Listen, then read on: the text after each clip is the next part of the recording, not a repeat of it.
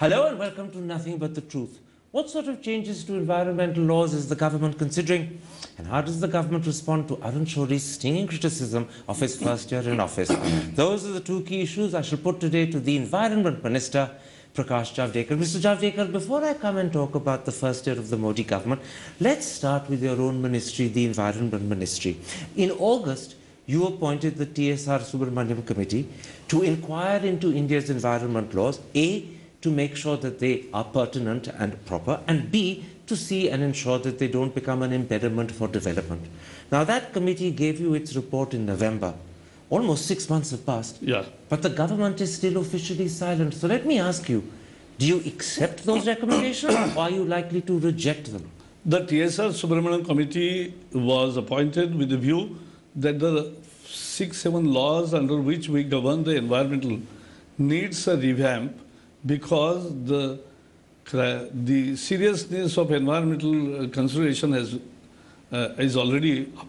So we need to tackle those very seriously. Absolutely. But it's been 6 months since it gave its report. No, but I'll give you. That is why when this basic input came, that was the first new initiative. And when they submitted the report, they have submitted 55. We did our own due diligence and we sent it to all states. I wrote to all chief ministers, we sent it to all ministries. Now practically many of them have given their responses. And based on that, now we have already appointed a firm of law drafting also. So now there is a process of 6 months where we will be revamping whole thing. But we have not stopped at that. We have already started two things. The Campa bill for afforestation, there was, can you Karan imagine, 38,000 crore rupees for afforestation were lying here and not going to the field. We have decided to take them to the field and give it to the states with specific programs. And that's what we have. And second is, we want to increase the penalties because we have only two provisions. Either we have to file police complaint or penalty or close it.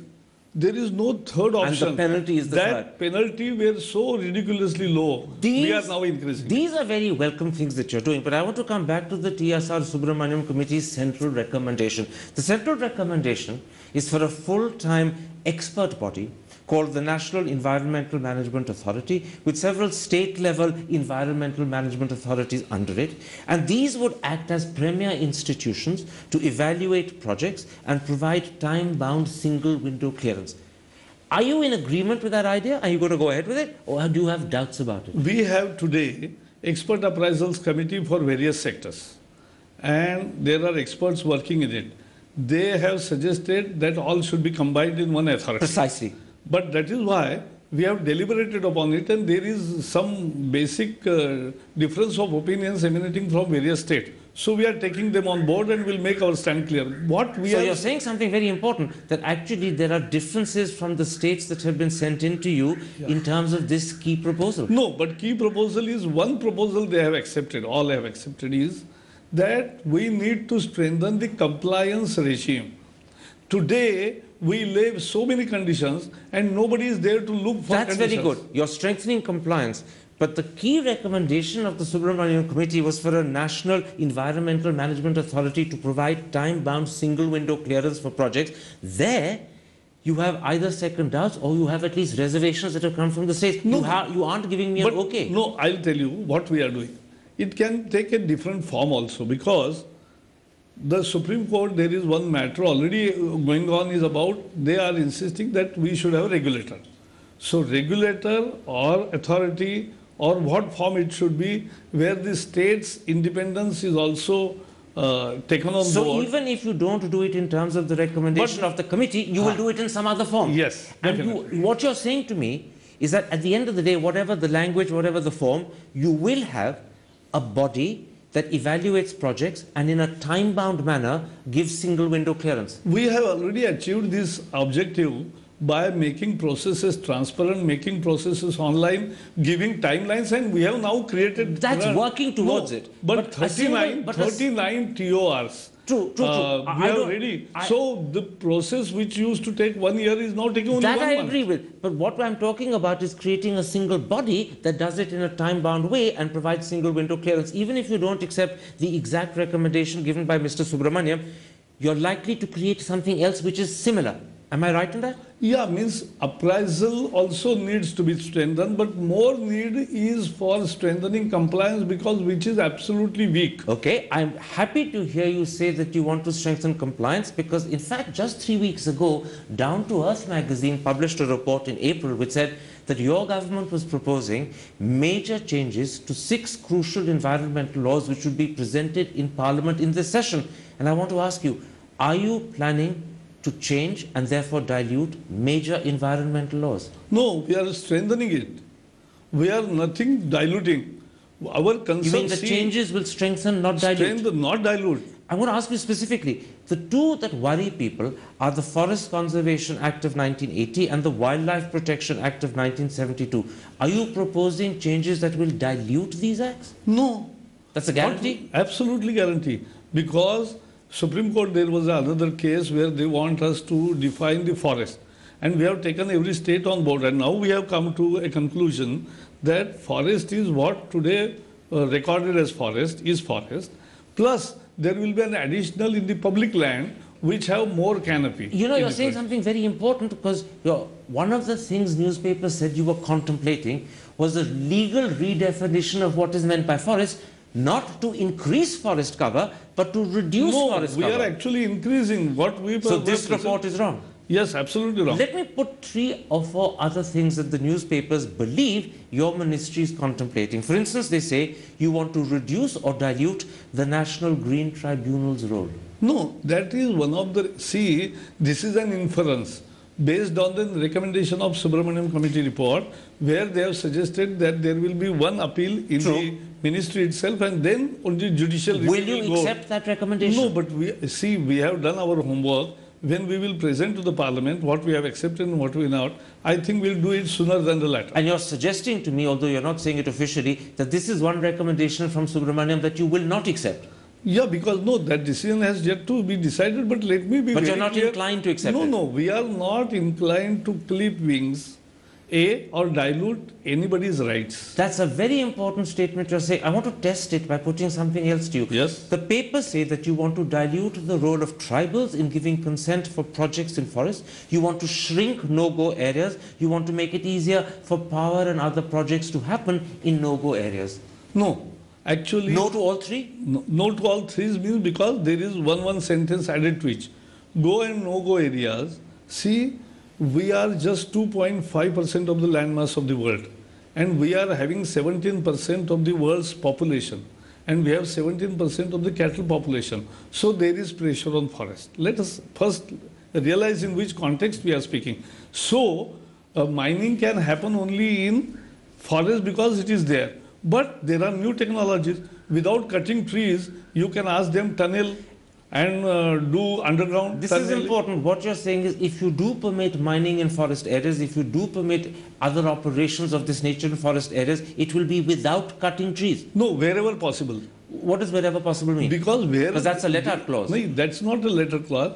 It's not a law, what I'm saying. What I'm saying is we are taking new technologies also factoring into defining our policies. And the first no-go classification was based only on one parameter. Now we have thought of a formula based on comprehensive index. This I understand, but I want to go back to clarify something you said earlier, which may have got a little muddied in this last-minute discussion we've had. And I want to clarify it because it's important. You are really saying to me that the role of tribals in giving consent for projects in forests and in tribal areas will not be diminished. Nowhere it has been diminished. And secondly, you're also saying to me... See, only the issue cropped up only for linear projects.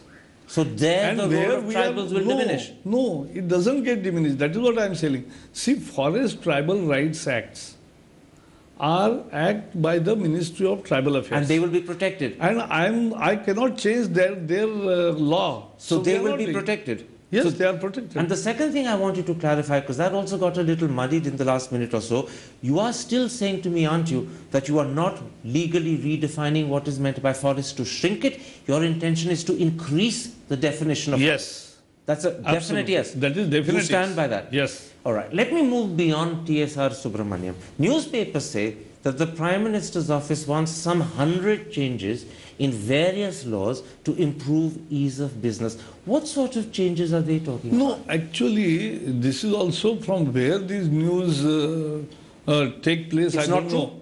It's not true. There are no, see, ease of doing business is must for any country for making progress. No one would deny And we believe that environment protection and development both can be achieved together. Well, this is It the is not point one I want versus to another. question you about, because many people have come to the conclusion that in fact the Prime Minister feels, and maybe you, that environmental protection laws are an impediment or an obstacle to development, No. that the Prime Minister wants to change the balance, and in changing the balance, critical environmental criteria and protection will be diluted or undermined. No, what we have done in 1 year, what we have done is the process which used to take 1 year, by making the standard TORs, we have reduced it to 1 year.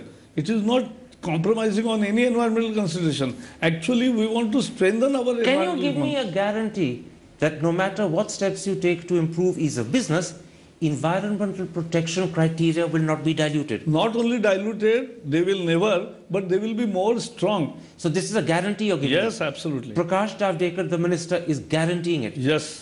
All right. Let's then Because come we to, care for nature. After all, it is the nature which, unless if we destroy our ecosystem, we'll destroy let's ourselves. then come to another issue, an issue of great concern in Delhi, and that's to do with pollution. The National Green Tribunal has ruled that all cars over 15 years should be taken off the road, and then subsequently they ruled that all cars that are diesel over 10 years should be taken off the road. Now, you've appealed at the Supreme Court against both these rulings. No, not we. It is the Ministry of Road Transport. Absolutely. By you, I meant the government, not your ministry. Why is the government appealing against No, these let rulings? me tell you. What is Delhi pollution? In 1 minute, it is 4 factors. It is, first is the vehicle, number of vehicles grow double in 6-7 years. And that's probably the most important. Yeah, but not only important. The dust emanating from construction waste and biomass burning and stubble burning around. All these are important factors. We are dealing, and I have taken all the relevant government and all agencies together, and we have worked out a 3-month plan, and then we'll work out a 3-year Can I plan. ask you, as an Environment Minister, a simple question? Do you believe it was right to appeal to the Supreme Court against both these Green Tribunal rulings? The issue is already Transport Ministry and Petroleum Ministry are seriously considering upgrading the quality of vehicles and fuel.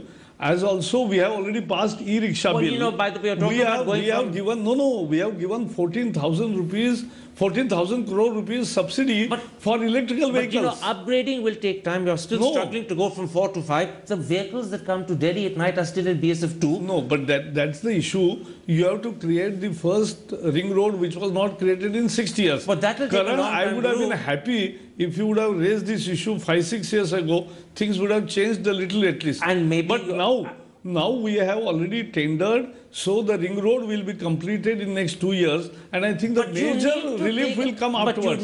But if you're saying that major relief on pollution will only happen in 2 years' time, people will be deeply disappointed. You need it now. No. There are 100 actions to be taken, and we are taking. Can I put 2 to you? The first was, in fact, the National Green Tribunal's rulings. Your government seems to have disagreements with them. They've gone to the Supreme Court. Actually, the Supreme Court isn't upholding your appeals at all. But leave that aside. There are 2 things that you can do immediately that will have a huge impact, Yes, and we tell don't me. have to wait 2 years. The first is equalize the price of diesel and petrol by increasing the tax on diesel, as a result of which diesel won't be the fuel of preference. It's a highly polluting fuel. You need to reduce usage. The second thing is put a purchase tax on highly polluting SUVs. Do both of them and it'll come down very Both fast. these suggestions are really welcome suggestions, and you are quite good watcher of what government is doing. Last 1 year, will you push we for have, it? 1 minute, we have already deregulated diesel price. That's a step in that right direction. World over, the difference is very small. No, but the difference our in country, India is it was- huge. No, it was very huge. Yeah. Now it is not that huge. But will you move to equalize quickly? Say that's not my domain. It is the Petroleum Ministry. Will you push for it? No, it is not about pushing or fighting. It is about a government's direction which is very... You know, Mr. Javadekar, you're a very, very clever politician, which is why you used to be such a good spokesman. You've given me two answers which are contradictory. One, you believe these are good ideas I'm putting to you. Yes. Secondly, you're giving me reasons why your government can't implement good ideas. I didn't say. We have already started on that road. That is what I said. Started on that road by taking wee steps. How about running down that road quickly? No, this question should have been put to earlier governments also, so they would have run fast. But now you're in power, you've been there a year. Don't you think you need to run fast? Yes, but that we will do as per the real capacity, and because every action is a cost. When you say we'll do it as per the real capacity, because every action has a cost, it actually sounds to me as if it's not going to happen quickly. No, and why? we're going to be asking this question 6 months down the road and a year down the road. I will tell you, after 3 months, after 6 months, you interview me, and we have already launched National Air Quality 6 months Index. It will happen? It will happen. Many things will happen which will Delhi can breathe fresh air, because we are launching also Fresh Air, My Birthright agitation. All right. It's a public participation movement also. Remember, the last time an Indian used that phrase that something is his birthright, he had to wait half a century to get it, and that was freedom. If fresh air is my birthright, let's hope I don't have to wait half a century to get it. No, absolutely not. Let's take a break at that point. When I come back, I want to change and put to you some of the stinging criticisms made by Arun Shourie about your government's first year and see how you respond and defend. We'll be back in a moment's time. Don't go away.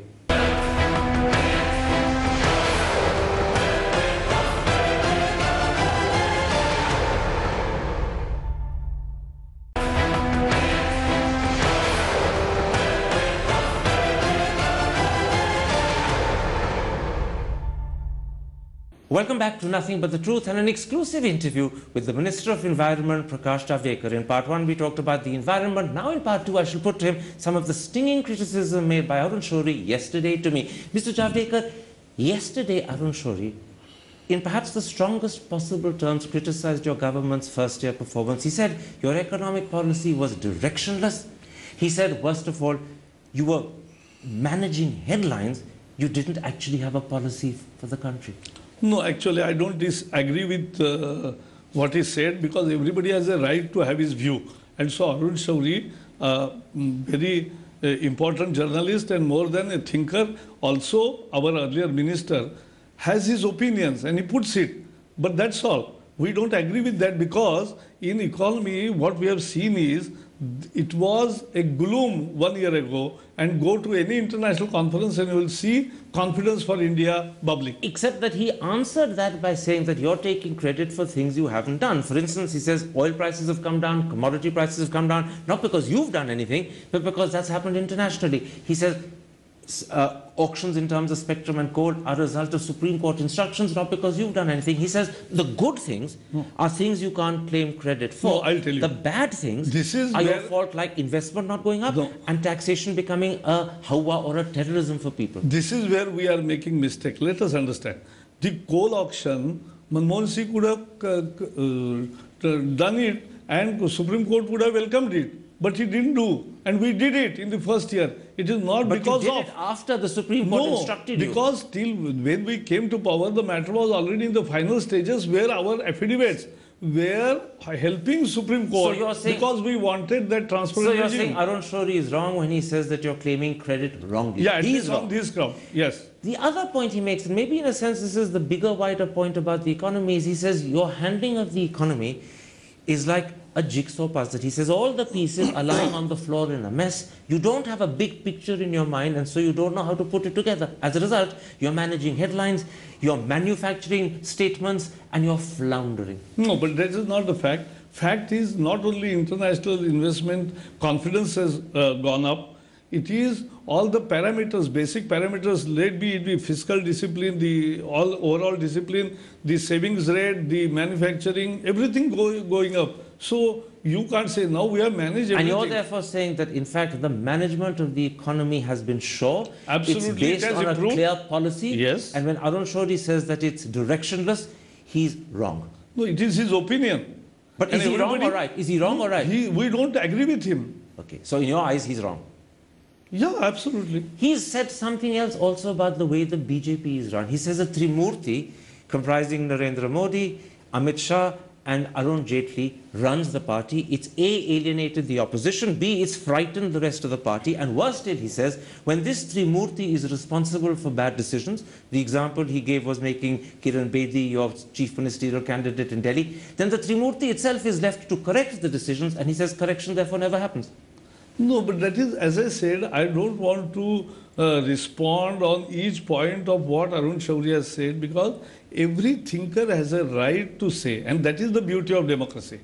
And we always take criticism into account, but that doesn't mean that everything we said is right. Has this criticism upset the BJP? Has it hurt the BJP? No. Not at all? Because hurting means, yes, because it is done by our own minister, who was minister in Atal Bihari Vajpayee government. That time also people were talking about Trimurti, where he was part also of that. So you're not upset, you're not hurt? No, what is hurt, and it is not about words. It is about a criticism which is unfortunate. He said something else which for many people has a deeper meaning. He said that in fact the BJP government, and here he was talking about Mr. Modi perhaps in particular, but not only, needs to be more responsive to the minorities. He said specifically, when a man like Julio Ribeiro speaks with anguish, you cannot ignore him. No, but when Ribeiro made that statement, we also made, many people have already told the fact that actually it is, our government has giving scholarships to 10 million minority students, pre-matric and post-matric. It's implemented throughout the country.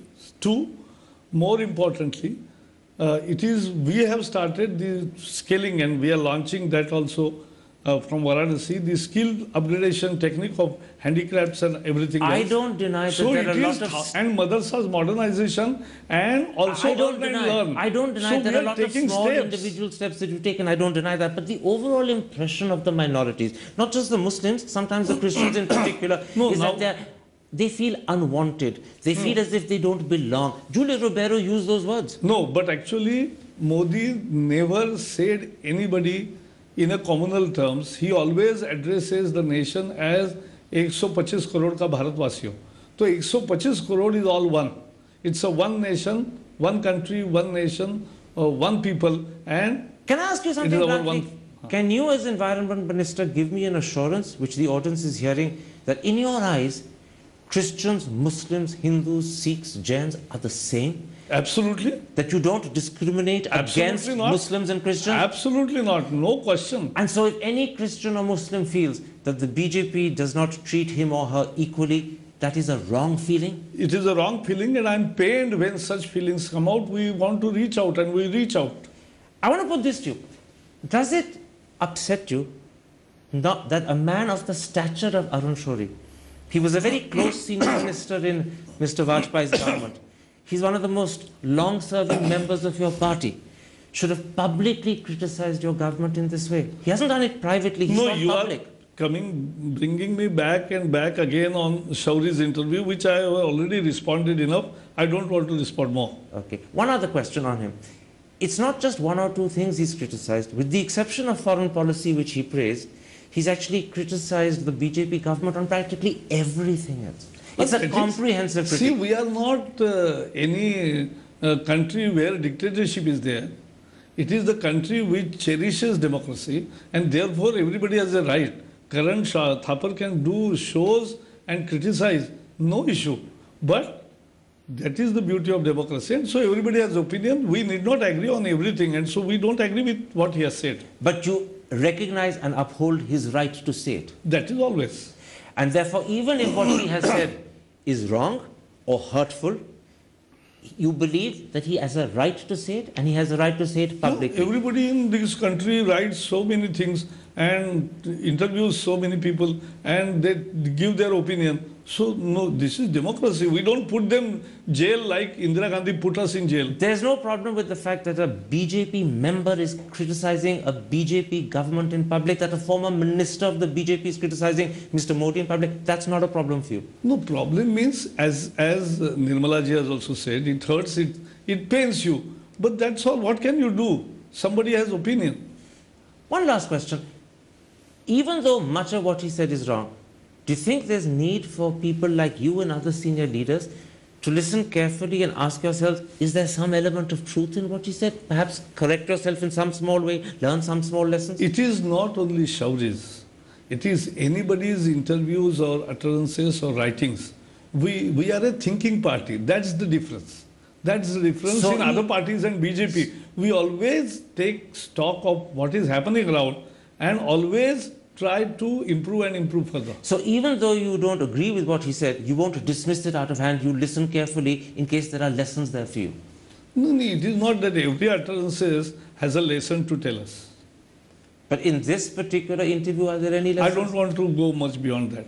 All right, I understand. You've been very good, in fact, in agreeing to talk about it at all, and I thank you for that. Mr. Javadekar, Yes, thank a you. pleasure talking to you. Thank you.